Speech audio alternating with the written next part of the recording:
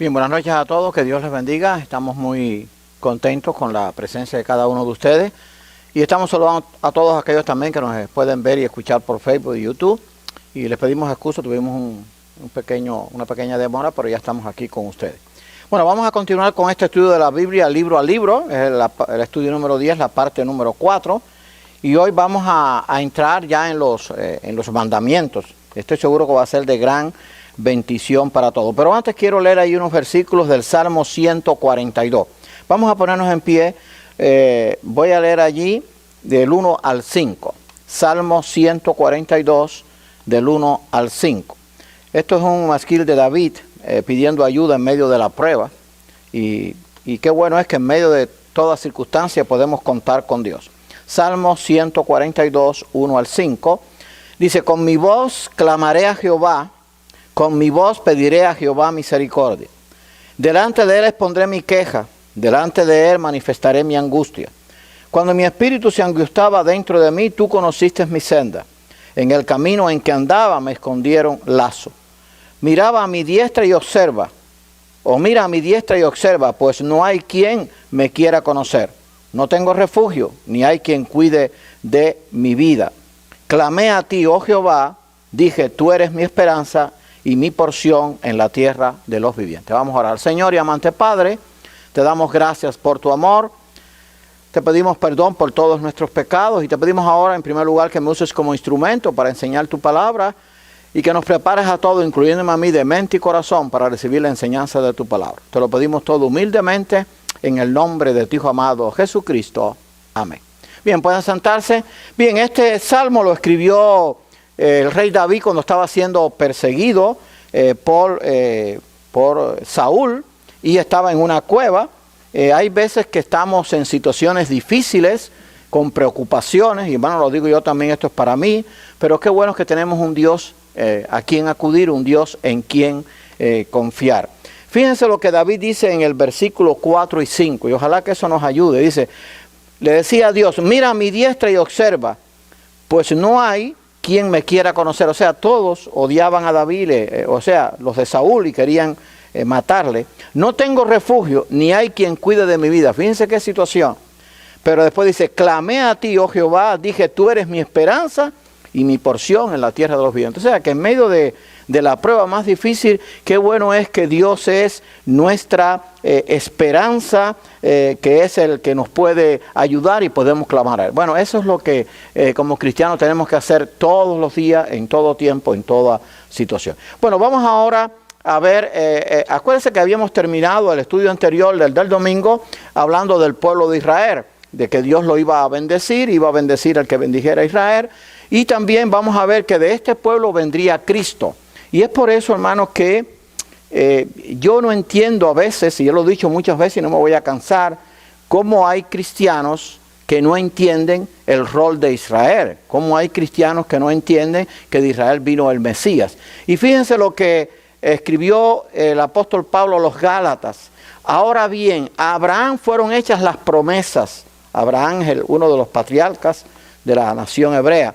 Y a su simiente, y no dice y a la simiente, como si hablase de muchos, sino como de uno, y a tu simiente, la cual es Cristo. Gálatas 3 dice, o sea, con este texto, si alguno tiene confusión, de Israel vino el Mesías. Por lo tanto, nosotros somos el olivo injertado en el olivo natural. Eso está en el libro de Romanos, creo que en el capítulo 8, 9, 10 y 11, léalo. Así que si yo soy como iglesia, como creyente, el olivo injertado en el olivo natural y Dios cuida a su pueblo como la niña de su ojo, hermano, yo tengo que estar tranquilo. En medio de cualquier prueba, Dios me va a guardar, Dios me va a proteger. Así que de este pueblo vendría Cristo. Vamos a ver la manifestación de Dios en el Sinaí. Acuérdense que dijimos que Sinaí y Oreb es lo mismo y que en el monte Sinaí o en el mismo monte o al pie del monte fue dada toda la legislación que fue dada a Israel. O sea, toda la ley de Dios fue dada allí en el Sinaí, ahí la importancia. Aconteció que al tercer día, recuerden esto, porque yo siempre he dicho que si nosotros no conocemos el significado de los números, el significado de los símbolos, el significado de los nombres, no podemos entender la Biblia. Aconteció al tercer día. El tercer día tiene que ver con Dios, porque el número 3 tiene que ver con Dios, y lo voy a repetir. Dios es 3 veces santo, habita en el tercer cielo, y está compuesto por 3 personas, Padre, Hijo y Espíritu Santo. Así que al tercer día, no fue al cuarto ni al quinto, al tercer día, cuando vino la mañana, vinieron truenos y relámpagos y espesa nube sobre el monte Sinaí, y sonido de bocina muy fuerte, y se estremeció todo el pueblo que estaba en el campamento. Todo el monte Sinaí humeaba, porque Jehová había descendido sobre él en fuego. Y cuando vean punto suspensivo es porque el pasaje sigue. Y todo el monte se estremecía en gran manera, Éxodo 19, 16 y 18. Así que allí en el monte Sinaí Dios se manifestó. Vamos a ver, creo que es para el estudio número 11, vamos a hablar acerca del tabernáculo. Es un estudio maravilloso. Ya voy por creo que ayer llegué como al slide número 43 o 53, no me recuerdo. Va a ser también un estudio extenso. Pero cuando lleguemos al tabernáculo, que después vino el templo, vamos a ver cómo Dios de esta misma forma se manifestaba en la columna de nube allí en fuego, y se manifestaba allí en el lugar santísimo. Así que el campamento estaba con truenos, con relámpagos, espesa nube, sonido de bocina muy fuerte. Dice que todo el monte se estremeció, y todo el pueblo se estremeció que estaba en el campamento, y todo el monte Sinaí humeaba. Así que esto no era otra cosa que la manifestación de Dios. Por eso es que dice la Biblia que no hubo otro hombre, ni antes ni después, que fuera profeta como Moisés, porque hablaba cara a cara con Dios. El único que podía subir al monte era Moisés. Y dice que cuando Moisés descendía, su rostro resplandecía a tal grado que los hijos de Israel lo admiraban y tenían cierto temor. Ahora, vamos a ver que algo muy parecido se mostró a Juan. Y estamos hablando de unos 1500 años después. A Juan le fue mostrado allí en la isla de Patmos algo muy parecido. Y dice allí en Apocalipsis 4, 2 y 5, y al instante yo estaba en el Espíritu, o sea, guiado por el Espíritu de Dios, y aquí un trono establecido en el cielo, y en el trono uno sentado. ¿Quién? El Padre, y a su lado el Hijo. Claro, el Padre y el Hijo son uno solo. Y del trono salían relámpagos y truenos y voces, y delante del trono ardían 7 lámparas de fuego, los cuales son los 7 Espíritus de Dios.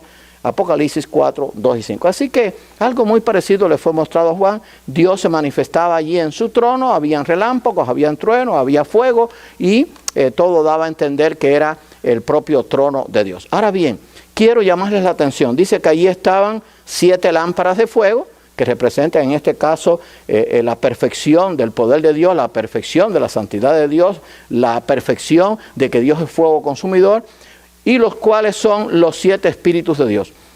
Yo creo que se los dije cuando di el estudio de los números, por eso es importante tenerlo, porque si Dios tiene 7 espíritus, entonces Dios se compone de 9 personas. Déjame ver si me puedo explicar. El Padre, el Hijo y 7 espíritus. Eso me lo dijo a mí un hermano que ya está en la presencia del Señor, después yo se lo aclaré cuando yo estaba en Getsemaní.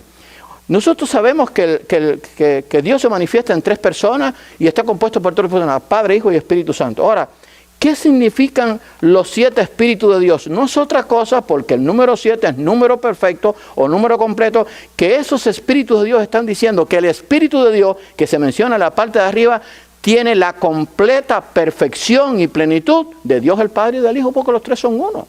Fíjense que al Espíritu Santo se le da una tarea que le correspondería al Padre, el de guiar a la verdad, el de convencer de pecado, de justicia y de juicio por cuanto no creen en mí. Eso es una función que debía ser de Dios el Padre. Sin embargo, la tiene el Espíritu Santo. ¿Por qué? Porque el Espíritu Santo es igual al Padre y igual al Hijo, es Dios. Y fíjense que el que habita en el creyente, escuche bien, porque no vaya a ser que vaya a haber confusión, y espero que los que me estén oyendo terminen el video, porque si no me dicen que estoy diciendo un disparate. El que habita en el creyente no es ni el Padre ni el Hijo, es el Espíritu Santo. Ahora bien, cuando el Espíritu Santo habita en mí y yo digo, Dios está conmigo, está bien dicho, porque el Espíritu Santo es Dios. Por eso es que el apóstol Pablo, que sabía muy bien que él estaba allí, había recibido el Espíritu Santo por la fe en Cristo, decía, si Dios es por nosotros, ¿quién contra nosotros? Pero ahora, ¿cómo está la Trinidad? Y hermano, eso es bueno porque hay mucha confusión en el pueblo de Dios. El Padre está en el tercer cielo sentado en su trono. El Hijo está a su diestra.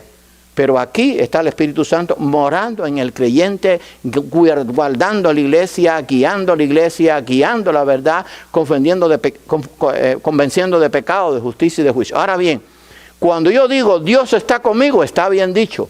Conmigo está el Padre, está el Hijo y está el Espíritu Santo, porque los tres son uno. Pero el que realmente está es el Espíritu Santo. Ahora bien, cuando dimos el estudio de la Trinidad, porque esto es importante, vimos que Dios, y eso es un misterio, es un solo Dios en tres personas. ¿Por qué?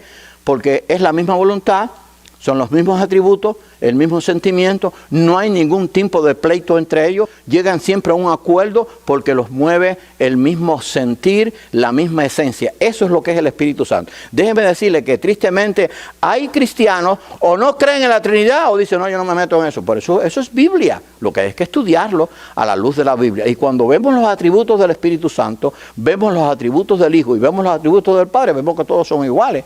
¿Por qué? Porque son un solo Dios en tres personas. Así que esos 7 espíritus están hablando de la perfección del Espíritu Santo, que también es Dios. Ahora, hoy vamos a comenzar ya los 10 mandamientos. Y esto, hermanos, va a ser maravilloso, porque vamos a aprender muchas cosas o vamos a recordar muchas cosas. Los 10 mandamientos fueron divididos en 2 secciones por Cristo. Uno se refiere al amor a Dios y la otra, el amor al prójimo. Déjeme decirle algo. Que si usted le pregunta a cualquier persona, sea creyente o no, sea cristiano, consagrado o no, dice, no, yo conozco los 10 mandamientos. Sí, los conoce quizá de nombre, pero no sabe el significado ni todo lo que implica esos 10 mandamientos. Pero Cristo lo dividió en el amor a Dios y el amor al prójimo. Y vamos a verlo allí. Le preguntaron a sus discípulos, maestro, mejor dicho, los fariseos y escribas, maestro, ¿cuál es el gran mandamiento de la ley? Jesús le dijo, acuérdense que los fariseos y escribas que vivieron en el tiempo de Cristo conocían la ley al dedillo. Estaba la secta de los saduceos, la secta de los fariseos. La secta que más cerca estaba de la verdad en cuanto a la doctrina de Dios eran los fariseos. Los saduceos, aunque conocían la ley, no creían en la resurrección de los muertos, pero los fariseos sí. Entonces los fariseos le preguntaron, ¿cuál es el gran mandamiento de la ley? Jesús le dijo, amarás al Señor tu Dios con todo tu corazón y con toda tu alma y con toda tu mente. Este es el primero y grande mandamiento. Y el segundo es semejante. Escuche bien, o escuchemos. Amarás a tu prójimo como a ti mismo. De estos 2 mandamientos depende toda la ley y los profetas. La relación con Dios tiene que ser vertical y horizontal. O sea, yo amo a Dios con toda el alma, con toda la mente, con toda la fuerza, pero tengo que amar a mi prójimo como a mí mismo. Eso es lo que Dios me manda. Ahora bien, ¿quién es mi prójimo? Porque la gente a veces dice, bueno, mi prójimo es mi hermano en la fe. Sí, ese es tu... No, mi prójimo es mi familia, sí, ese es tu prójimo. Pero tu prójimo también es tu enemigo, el vecino que no te habla, el familiar que se peleó y se fue de tu casa. El prójimo es todo aquel que está a nuestro alrededor. Ese es nuestro prójimo. Y dice Cristo que así como yo amo a Dios, también tengo que amar al prójimo como a uno mismo. Ahora bien, quizás alguno porque perdió sus facultades. ¿Quién es el que más lo ama a usted? Bueno, usted puede decir, bueno, mi esposa, o usted puede decir mi mamá, si está viva, mi papá, pero el que más se ama realmente, a la mayoría de las personas, el que más se ama es uno mismo. Uno se cuida. ¿Por qué? Porque uno me ama, no quiero que me pase nada, no voy a comer esto, me voy a acostar temprano. O sea, ciertas cosas. El mandamiento es, ama a tu prójimo como a ti mismo. O sea, lo que tú desees para tu prójimo por amor, eso es lo que Dios quiere que tú hagas. Que lo que tú deseas para ti, hazlo con tu prójimo. Así que Cristo dividió los mandamientos de Dios en 2 partes, amar a Dios y amar al prójimo. Y eso es lo que tiene que estar vigente ahora al estudiar los 10 mandamientos. Porque la ley moral de Dios no ha pasado. Si usted cree que la ley moral de Dios pasó, no. La ley ceremonial sí, aquella que hablaba de cómo ofrecer los sacrificios, de cómo se iban al templo, de cómo se ofrecía una vez al año. Eso sí pasó porque esas obras no se podían cumplir todas y Cristo cumplió la ley por nosotros. Pero la ley moral de Dios sigue vigente y seguirá vigente, escúcheme bien, por toda la eternidad porque Dios no cambia. Aunque claro, en el reino eterno ya no va a haber pecado y esa ley moral se va a cumplir 100% en todos aquellos que estemos delante de Él. Así que vamos a ver que la ley se divide en 2 partes. Ahora, vamos a ver primero los 10 mandamientos y el primer mandamiento, o sea, el primero de los 10 mandamientos es no tendrás dioses ajenos. Deja ver si yo puedo, no sé si podré copiar aunque sea eso y dárselo. Pero hermano, a veces es triste que no sabemos, y eso es razonable porque uno no tiene cuál es el primero, cuál es el segundo. Lo importante no es cuál es el primero, ni cuál es el segundo, ni cuál es el tercero. Lo importante es que yo conozca lo que contienen los 10 mandamientos. O sea, no importa el orden, aunque el orden es amar a Dios sobre todas las cosas el primero y el segundo es amar al prójimo, que tienen que ver, porque vamos a ver que los 10 mandamientos, uno tienen que ver con el amor a Dios y otro tienen que ver con el amor al prójimo. Así que el primero es: no tendrás dioses ajenos delante de mí. Esto Dios se lo dijo a Moisés para que se lo dijera al pueblo. Esta era una ley que Dios estaba dando al pueblo para que la cumpliera. Yo soy Jehová tu Dios, que te saqué de la tierra de Egipto, lo dijo a su pueblo Israel, de casa de servidumbre. No tendrás dioses ajenos delante de mí. Éxodo 20, 2 y 3. Usted ha leído en su Biblia, en la única, la Biblia, usted ha leído muchas veces: Dios es celoso. ¿Saben lo que eso significa? Dios no comparte su gloria con más nadie. Punto. Ese es el único celo perfecto. O sea, Dios, como es el creador de todas las cosas, el que dio origen a todas las cosas, es el único al cual podemos adorar. Él no le agrada y abomina que usted comparta la adoración a Él con otra cosa o con otros dioses.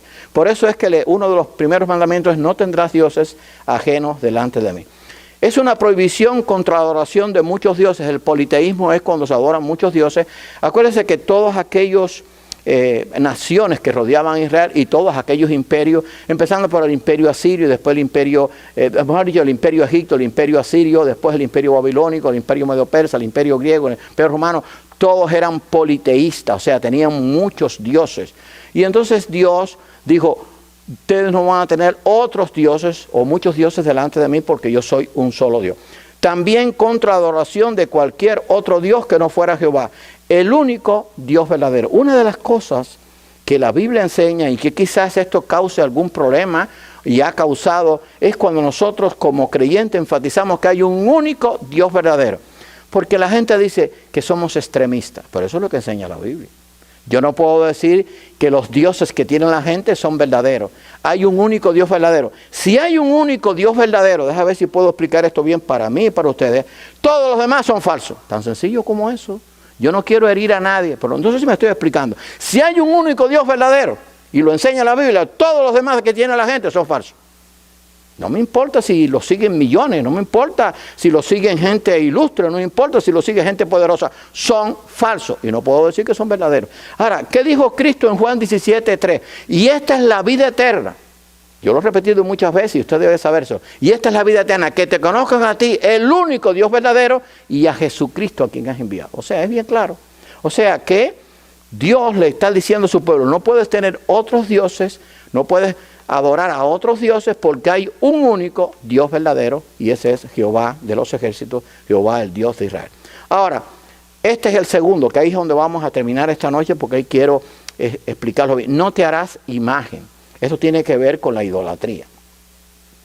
No te harás imagen ni ninguna semejanza de lo que esté arriba en el cielo, ni abajo en la tierra, ni en las aguas debajo de la tierra. No te inclinarás a ellas ni las honrarás, porque yo soy Jehová, tu Dios fuerte, celoso. Ahí está la parte que yo dije de que Dios es celoso, Éxodo 24 y 5. Tristemente, cuando se estudia este segundo mandamiento, se estudia muy superficial. Cuando usted lo estudia superficial, hay muchas cosas que no vamos a comprender ni a entender. Ahora bien, vamos ahora a concentrarnos en que el mandamiento era: no te harás imagen ni ninguna semejanza de lo que esté arriba en el cielo. ¿Qué es que está arriba en el cielo? Bueno, ahí está Dios en sus 3 personas, están los ángeles que Dios creó, o sea, ahí están los que están arriba en el cielo. ¿Qué cosa está abajo en la tierra? Todas las criaturas, incluyendo el hombre. Ni en las aguas debajo de la tierra, que también hay criaturas. Dice: no te inclinarás a ellas ni las honrarás, porque yo soy Jehová, tu Dios fuerte, celoso. O sea, que la prohibición es que no me podía hacer imagen de lo que esté arriba en la tierra, ni arriba en el cielo, ni abajo en la tierra, ni debajo de la tierra. O sea, por eso es que erróneamente, por ejemplo, hay personas, y eso lo vamos a ver más adelante, pero quiero que ustedes vayan pensando, por eso ustedes oyen decir de sectas o de personas que no tienen fotografía. Los Amish, no sé si los han ido a mentar, que ellos viven en los años 1800, y todavía en ella, y tienen su fe en Dios, pero no se tiran fotografías, porque creen que Si usted se hace una fotografía, no es una imagen que usted hizo de mano, sino una foto que le tiraron. Entonces no se hacen fotos. Y entonces pues se quitan eso. O sea, vamos a ver en qué verdad tiene este mandamiento. Y yo quiero que usted le preste atención. Porque de aquí vamos a quitarnos muchos prejuicios que erróneamente algunos cristianos tienen. Y entonces no tienen ningún tipo de imagen. Miren. Si nosotros no ampliamos este estudio, entonces nosotros no podemos ver ninguna película de Jesucristo, ni ninguna película de la creación, porque ahí se mencionan los ángeles, se mencionan a personas de la tierra. O sea, no está hablando de eso. Vamos a ver de qué habla el mandamiento, aunque dice que no debemos hacer imágenes, pero vamos a ver por qué no debemos hacer imágenes o para qué no debemos hacer imágenes. Y eso es lo que yo quiero que entendamos. No solo estaba prohibida la adoración de ídolos, escuche bien, sino también su fabricación. Esto incluye cuadros, imágenes, estatuas usadas para cualquier culto religioso. Esto incluye cuadros, imágenes, estatuas usadas para cualquier culto religioso, o sea, para cualquier culto en que se adore. O sea, no solamente estaba prohibida la adoración, sino también la fabricación. Pero la fabricación sí incluía cuadros, imágenes que se iban a usar para adorarla. Ese es el problema, cuando usted crea algo para adorarlo. Por ejemplo, vamos a suponer, yo tengo en mi casa, y usted también tiene muchas fotos. A veces yo me siento en mi oficina y las pongo a ver fotos de cuando yo estaba con mi esposa, fotos de mis hijos pequeños. Eso no es pecado, hijo. Digo, esto me lo estoy diciendo yo. Si usted no adora. Ahora bien, ustedes saben que mi hijo mayor murió, mi esposa también. Si usted va a mi casa, usted no va a ver en mi casa ninguna foto puesta en ningún lugar de mi hijo ni de mi esposa. Ahora bien, cuando yo lo convierto en idolatría, cuando yo cojo la foto de mi hijo, la pongo aquí, le pongo allí un ramo de flores y entonces todos los días me arrodillo y entonces pienso en mi hijo. Eso es adoración. Eso sí no lo puedo hacer. Ni adorar a mi hijo, ni adorar a mi esposa, ni adorar a mis nietos. Eso es adoración. A eso se refiere cuando yo creo las imágenes, cuando las uso para cualquier culto religioso. Ahora bien, si esto se queda ahí, yo me quedo pues medio que pastor, no entiendo muy bien, pero es que la Biblia va a explicar eso ahora más adelante. Es bueno aclarar que esto no incluye todo cuadro o estatua. Fíjense, esto lo dice un comentarista bíblico que está muy de acuerdo y yo estoy muy de acuerdo con él. En el tabernáculo, escuche bien, en lo que vamos a estudiar después ahora próximamente en el otro estudio, había figuras de querubines. ¿Qué cosas son los querubines? Ángeles que están en el cielo y que habitan en la presencia de Dios y de donde Dios se manifiesta. Así que en el tabernáculo había figuras de querubines. ¿Qué les parece? ¿Cómo arreglamos eso? Pero esos nuestros podían adorar. Bordado en el velo azul, púrpura, carmesí y lino torcido. Y puse bordados en el velo de azul, púrpura, carmesí, o sea, rojo, púrpura y azul, porque eso tiene su explicación. Que separaba el lugar santísimo del lugar santo. También el propiciatorio tenía 2 querubines, uno frente al otro. El propiciatorio era la tapa que estaba encima del arca. O sea, si dice que yo no puedo hacer imágenes, como en el tabernáculo que fue ordenado por Dios, podían haber querubines. Si los querubines eran ángeles o son ángeles, y no solamente estaban bordados en el tabernáculo, en el velo, sino que estaba también encima del propiciatorio. El problema es que yo lo que no puedo es hacer una imagen para adorarla, porque entonces nosotros no pudiéramos tener en la iglesia representaciones de Cristo, ni del Evangelio como se predicó, ni ninguna de esas cosas, porque entonces decimos, no, eso está, no, es que ese es el error. Y déjame decirle, yo me he topado con cristianos que se tiran en el piso, no podemos hacerlo. Ahora, yo lo que no puedo hacer es tener un cuadro como los tiene la gente. Por ejemplo, ustedes saben que en muchas casas, y yo los tenía en Cuba, en muchas casas estaban el corazón de Jesús. Yo no sé dónde lo sacaron, ¿sabes? Corazón de Jesús. Entonces lo tienen allí, eso lo adoran, lo tienen en la sala, sobre todo a la entrada. Usted además que entra a la casa, ahí se topete el corazón de Jesús. Y lo adoran. Eso es idolatría. El corazón de Jesús, no sé, nadie lo vio, pero bueno, ellos lo tienen allí. Eso sí es pecado. O sea, cuando yo hago algo para adorar. Además, Dios mandó a Moisés, escuche bien, a hacer una serpiente de bronce. ¿Qué le parece? La serpiente es algo que está en la tierra, pero la serpiente tenía un propósito. Cuando miraran a ella, iban a ser salvos de precisamente aquellas mordeduras, de aquella plaga que vino. Ahora, la serpiente de bronce tenía un simbolismo y por eso Dios se la mandó a hacer a Moisés. Dice allí en Juan capítulo 3, versículos 14 y 15, y como Moisés levantó la serpiente en el desierto, serpiente era una imagen de algo que estaba en la tierra, lo que no se podía era adorar, pero sí se podía hacer para este efecto. Y como Moisés levantó la serpiente en el desierto, así es necesario que el Hijo del Hombre sea levantado, para que todo aquel que en él cree no se pierda, mas tenga vida eterna. O sea, aquella serpiente que era algo terrenal estaba mirando a Cristo. ¿Saben por qué la serpiente? Porque Cristo venció al diablo en la cruz del Calvario. Y el diablo fue vencido, el imperio de la muerte que es el diablo fue vencido. Pero ¿por qué está representado el diablo? Por la serpiente antigua. El mandamiento, sin lugar a dudas, se refiere a cuadros o imágenes de deidades usadas en el sentido religioso. Adorarles, pedirles, creer que tienen poder y más. Segundo de Reyes 18:4, se los voy a leer. ¿Cuándo fue destruida la serpiente de bronce? Cuando comenzaron a adorarla, que pasaron cientos de años, no fueron 2 días. En Segundo de Reyes, y fue el rey Ezequías, Segundo de Reyes 18, fue cuando único fue destruida esa serpiente que se conservaba como un recuerdo de lo que Dios había hecho, un milagro, pero en el reinado de Ezequías, ¿qué había pasado con el pueblo? Que se había prostituido y comenzaron a adorar la serpiente de bronce. Entonces por eso, Ezequías la mandó a destruir y Dios le aprobó eso a Ezequías, como cuando hicieron el becerro de oro, que era un animal de la tierra y que otros países paganos lo adoraban, y entonces se acuerdan que el pueblo de Israel adoró el becerro de oro y Moisés quebró las primeras tablas de la ley y después tuvo que ir por las segundas que Dios les dio. Vamos a leer ahí en Segundo de Reyes 18:4. Él quitó los lugares altos, eran lugares que habían para dioses falsos, y quebró las imágenes y cortó los símbolos de acera. Todo eso eran dioses paganos que el pueblo se había contaminado. E hizo pedazos, márquelo en su Biblia, yo lo tengo marcado en la mía, e hizo pedazos la serpiente de bronce que había hecho Moisés, porque hasta entonces le quemaban incienso los hijos de Israel y le llamaron Nebustán, que quiere decir casa de bronce. O sea, ¿cuándo fue destruida la serpiente de bronce? Cuando comenzaron a adorarla. Mientras tanto, estaba como un símbolo de lo que Dios había hecho en el desierto, que los había librado de las mordeduras de la serpiente y que estaba mirando al Mesías, que se cumplió cuando Juan escribió de él.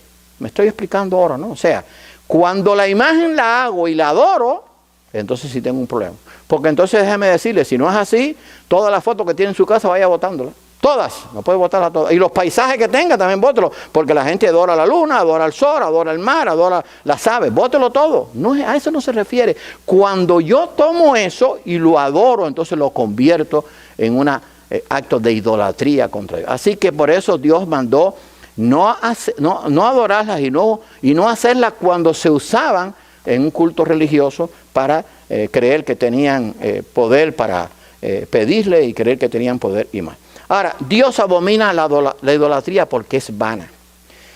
Todo esto tiene que ver con el segundo mandamiento. Si yo voy a estudiar el segundo mandamiento y me quedo ahí, hermano, me quedo, como decimos, cojo, me falta conocimiento. Cuando estudiamos la Biblia tenemos que escudriñar, tenemos que profundizar. Que quizás tenemos que dedicarle tiempo, sí. Esa es mi responsabilidad. Mi responsabilidad es que usted esté bien instruido. Y a la vez yo también me instruyo, refresco todo lo que yo ya he conocido a través de todos estos años. Dios abomina la idolatría, pues es vana. Fíjense lo que escribió Isaías. Los formadores de imágenes de talla, todos ellos son vanidad. Y lo más precioso de ellos para nada es útil. Y ellos mismos son testigos para su confusión, de que los ídolos no ven ni entienden. Isaías 44:9. O sea, ningún ídolo tiene poder. Yo he visto ídolos. En el tiempo bíblico había ídolos muy grandes, sobre todo en los imperios. El imperio egipcio tenía imágenes de varios metros, a veces de 10, 15 metros de altura, y el imperio asirio los tuvo. Todos los grandes imperios se enorgullecían, por decirlo de alguna forma, de los dioses que tenían. Dice que son testigos para su confusión de que los ídolos no ven ni entienden. O sea, esas grandes imágenes que ellos hacen, tienen ojos pero no ven, tienen manos pero no palpan, tienen oídos pero no oyen, punto. Y eso era lo que Dios estaba abominando cuando la gente se postraba encima de esas imágenes. Cuando estudiamos la vida de Moisés, de las 10 plagas, todas aquellas plagas tenían que ver con dioses que adoraban los egipcios y que Dios les demostró por medio de Moisés que todo aquello era falso y que el único Dios verdadero era el Dios de Israel.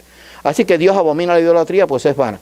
La idolatría obra sin entendimiento, el idólatra obra sin entendimiento. Fíjese lo que escribió Isaías también. No discurre, o sea, no piensa, no discierne, no se pone a meditar. No discurre para consigo, no tiene sentido ni entendimiento para decir, o sea, el que participa de la idolatría, el idólatra, parte de esto quemé en el fuego y sobre sus brasas cocí pan. ¿Qué clase de pasaje? Hacé carne y la comí y haré del resto de él una abominación. Me postraré delante de un tronco de árbol. Isaías 44, 19. Eso es lo que hace, eso es lo que se hace. O sea, cogían el árbol, lo cortaban, parte de eso cogían leña para calentarse, parte de eso lo cogían leña para cocinar y entonces de lo que sobraba hacían un dios. Entonces se postraban. Y eso es lo que está diciendo. O sea, el idólatra obra sin entendimiento, no discurre. ¿Ustedes cuántas personas conocen? Yo estoy seguro que muchos, porque yo también. ¿Cuántas personas tienen un ídolo en su casa que no hay quien se meta con ellos? Miren, ustedes saben que yo viví muchos años en Miami, viví cerca de 30 años en el condado de Miami-Dade, entre Miami y Hialeah.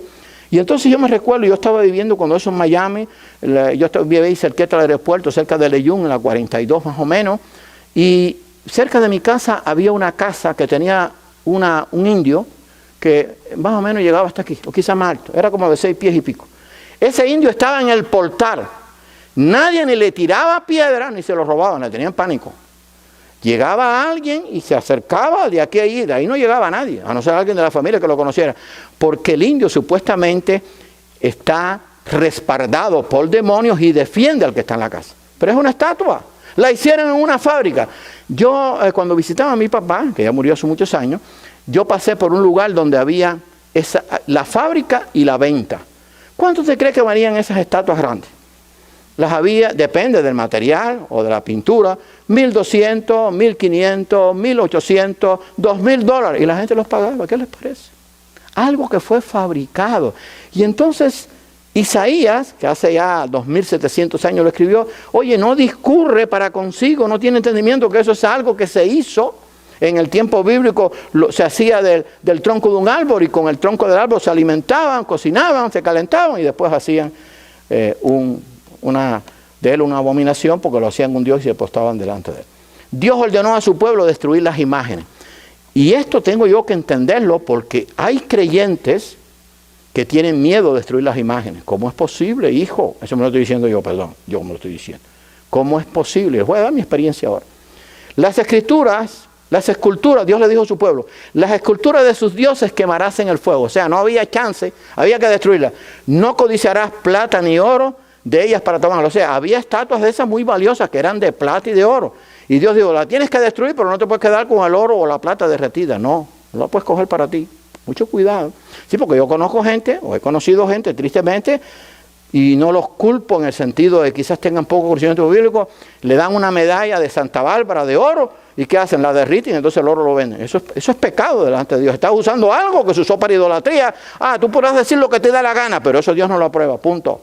No puedo tomar nada que tenga que ver con la causa idólatra. Si es de eso, no me interesa, aunque valga $1,000, $2,000. No lo quiero, punto. Dios me va a proveer de otra forma porque me va a proveer su bendición. Entonces no codiciarás plata ni oro de ellas para tomarlo para ti. Para que no tropieces en ello. Pues escuche bien, abominación a Jehová tu Dios. Deuteronomio 7:25. Así que Dios ordenó a su pueblo destruir las esculturas de esos dioses y que las quemaran al fuego y que no codiciaran el oro y la plata que ellos tenían, pues si lo hacían iban a tropezar y eso sería abominación delante de Dios. Miren, este es mi testimonio. Ustedes saben que me convertí muy joven, a mí me crió mi abuela. Yo a mi abuela le hablé del evangelio, pero como todas las abuelas en Cuba tenían imágenes, yo no las tocaba. Yo no las adoraba, pero no las tocaba porque esas eran de ella. Era su casa, no era mi casa. Yo fui criado allí. Y entonces yo cada vez que podía, no voy a decir todos los días, pero cada vez que podía decía mami, yo le decía mami a ella, mami, eso no le agrada a Dios, eso es una imagen, eso Dios no le agrada. Y yo trataba de hablarle y hablarle y hablarle. Y entonces pasó el tiempo, no sé qué tiempo, y un día me dice, hijo, tienes razón, yo sé que eso no es verdad. Le dije, ¿tú estás seguro? Sí, yo sé que eso ya no le agrada a Dios. No había acabado yo de hablar con ella, cogí todas las imágenes de la casa, todas, me fui para el fondo del patio, cogí un martillo, le di martillo hasta que me cansé, después le eché luz brillante y le prendí candela. Punto. Sí, para que no me diga después, no me arrepentí, no, si te arrepentiste ya las destruí todas. ¿Qué pasó? Dios me bendijo. Yo no provoqué a Dios, yo hice lo que Dios mandó. Y lo hice confiando en que Dios me estaba protegiendo. Ahora, no voy a parar ahí. Yo tuve por lo menos 2 veces o 3 de personas que nosotros visitábamos. Nosotros salíamos a visitar, cuando aquello que se podía visitar, visitábamos los martes, salíamos en grupo. Y entonces me recuerdo que en 2 oportunidades habían personas que eran santeras y se convirtieron. ¿Sabes que las santeras no solamente tienen imágenes, sino tienen vasijas de barro, tienen unas vasijas que supuestamente están protegidas por los demonios? Pero ¿qué pasaba? Cuando ellas se convencieron, había una familia o 2 familias que se convencieron de que aquello no agradaba a Dios, pero tenían miedo de destruir. No hay problema, yo lo hago. Yo como pastor, yo iba con un hermano y los 2 lo hicimos. Los recogimos, era un jabuco grande, lo llevamos para el tanque de basura que había en el mismo edificio. Había una imagen que le di tanto palo que no pude desbaratarla, era una madera muy dura. Pero le di palo hasta que le desfiguré el rostro. Y las vasijas las rompí, lo hice en 2 oportunidades. No me pasó absolutamente nada porque la bendición de Dios estaba sobre mí, porque eso era abominación delante de Dios el tenerla, y era algo que Dios me mandaba y por lo tanto Dios me iba a bendecir. Ahora hay que hacerlo sin temor. ¿Cómo yo voy a tener temor de lo que Dios me manda a hacer? Las esculturas de sus dioses quemarás en el fuego. Yo las que podía quemar, las quemé. Entonces, cuando no conocemos esto, puede ser que tengamos cierto temor.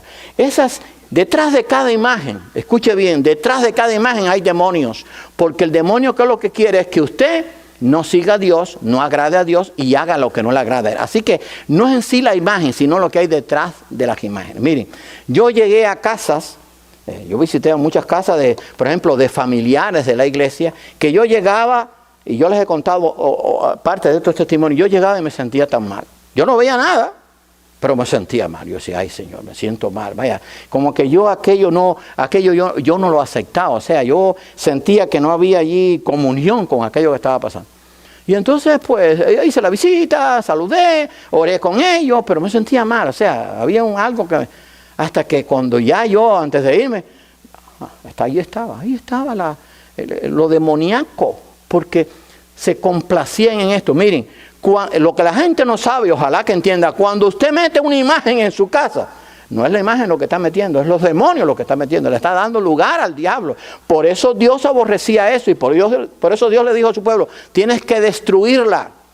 No podemos tener nada en la casa que me quite a mí la adoración a Dios. Puede ser cualquier cosa, no tiene que ser la foto de un hijo, ni la foto de la esposa, ni cualquier cosa que me quite a mí la adoración a Dios. Eso es algo que me está causando abominación, porque me está causando idolatría. Señor, yo tengo que orar, yo quiero seguirte a ti. ¿Qué fue lo que dijo Cristo? Los verdaderos adoradores adoran a Dios en espíritu y en verdad. Por eso es que en los templos evangélicos usted no ve imágenes. Aquí tenemos la cruz. Y la cruz es un símbolo de triunfo, porque en la cruz Cristo venció a la muerte, venció el imperio de la muerte que tenía el diablo, y obró nuestra redención y pagó el precio por nuestros pecados. Pero yo no puedo adorar la cruz, eso es un símbolo. Así que cuidado, usted no puede adorar la cruz. La Biblia es la palabra de Dios. Yo no puedo adorar la Biblia, no. Y dije el domingo, no la puedo tener como un amuleto. La Biblia es para leerla y para practicarla. Todo lo que me sea un acto o un objeto de adoración va contra Dios. Eso es idolatría. Y eso Dios lo prohíbe. Por lo tanto, yo tengo que orar, Señor, permite que yo te pueda adorar a ti solo. Así que todo eso abarca la idolatría. Y creo que esto es lo último. Descripción de un ídolo. Eso lo hizo Jeremías hace 2700 años atrás. Derechos están como palmeras. Eso existía mucho en aquel tiempo y hoy también. Derechos están como palmeras y no hablan. Son llevados porque no pueden andar. Fíjense qué descripción. Pero déjenme decirle que los idólatras que tienen sus Biblias leen esto, pero no lo creen. O no lo entienden, porque ahí está claro. Derechos están como palmeras y no hablan, son llevados, pero no pueden andar. No tengáis temor de ellos, porque ni pueden hacer mal, ni pueden hacer bien, o ni para hacer bien tienen poder. No tengas temor de ellos, porque ni pueden hacer mal, ni pueden hacer bien, ni para hacer bien tienen poder. Jeremías 10:5. O sea, esa es la descripción de un ídolo. Solo Dios es digno de adoración. Otra vez lo llevó el diablo a un monte muy alto y le mostró todos los reinos del mundo y la gloria de ellos. Esto está en el capítulo 4 de Mateo. Y le dijo, todo esto te daré si postrado me adorares. Entonces Jesús le dijo, vete Satanás, porque escrito está, al Señor tu Dios adorarás y a Él solo servirás. No puedo adorar ni los reinos del mundo, no puedo adorar el dinero. No han leído el pasaje, de eso creo que en este domingo vamos a tocar en el mensaje. La avaricia, escuche bien, la avaricia es idolatría. Porque la avaricia tiene que ver con el amor al dinero. Si yo amo al dinero y hago del dinero mi Dios, eso es idolatría delante de Dios. Así que no solamente es una imagen. Entonces, hermano, ojalá que nosotros podamos ir asimilando todo esto, que Dios nos bendiga y que Dios nos permita que podamos entender todo lo que Dios enseña en su palabra. Toda esta ley fue dada en el monte. Solamente hemos visto 2 mandamientos, nos faltan 8, pero va a ser maravilloso. Para mí va a ser maravilloso, para ustedes también. Que Dios nos ayude y que entendamos que al que está en la idolatría tenemos que amarle y llevarle el mensaje de salvación para que lo pueda entender. Si le llevamos el mensaje y él lo rechaza, ese es su problema, no el suyo. Ese es el problema de él. Siempre que le dé oportunidad, no lo ofenda con sus dioses. Escuche bien, no ofenda a nadie porque tiene imágenes en su casa. No lo ofenda. Háblele de Cristo. Haga lo que hizo el apóstol Pablo cuando estuvo en el Areópago, en Atenas. No empezó a hablar mal de los dioses atenienses. Dijo, al Dios no conocido es este al que yo vengo a darle a conocer. Y entonces muchos de ellos conocieron a Cristo. O sea, si usted entra hablando peste de los dioses que tienen en su casa, entonces nadie le va a escuchar. Así que tenemos que tener sabiduría, paciencia, ser allí, usar el tacto que Dios nos puede dar, o sea, el poder obrar sabiamente, pero sí predicarle el mensaje. Con mi abuela yo lo experimenté, no fue un día ni 2, fue un buen tiempo, pero al final ella lo entendió y ojalá que eso es lo que hagamos. Aquellos que están esclavizados de la idolatría, que es una abominación delante de Dios, es porque no conocen la verdad, y si después que conocen la verdad lo quieren seguir haciendo, van a tener que dar cuenta a Dios por ello. Muchos en el pueblo de Israel pagaron con su vida el estar siguiendo la idolatría. Así que vamos a orar. Señor y amante Padre, te damos gracias por tu amor, por tu misericordia. Te damos gracias, Señor, por lo que tu palabra nos enseña, porque ella nos ayuda a entender lo que tú deseas para nosotros. Tú diste todos estos mandamientos a tu pueblo, pero también están vigentes para nosotros hoy. Ayúdanos a orar por aquellos que están en el pecado de la idolatría, que es abominación delante de ti. Ayúdanos a enseñarles que a la luz de la palabra, eso tú no lo apruebas y que es abominación delante de ti. Y también gracias porque tu palabra nos enseña que no podemos tener otros dioses ajenos delante de nosotros, porque hay un solo y único Dios verdadero, el cual es el único digno de adoración. Ayúdanos, Señor, a serte fiel. Bendice este grupo, este ministerio hispano. Bendice a cada hijo tuyo y bendice a todos aquellos, Señor, que nos están viendo y escuchando por Facebook y YouTube, y que ellos también puedan entender que Dios les ama y que esto que está muy claro en tu palabra ellos los puedan llevar a la práctica. Gracias por tu amor, gracias por todo lo que has hecho, por todo lo que haces, y perdona nuestros pecados. Te lo pedimos humildemente en el nombre de tu Hijo amado Jesucristo. Amén.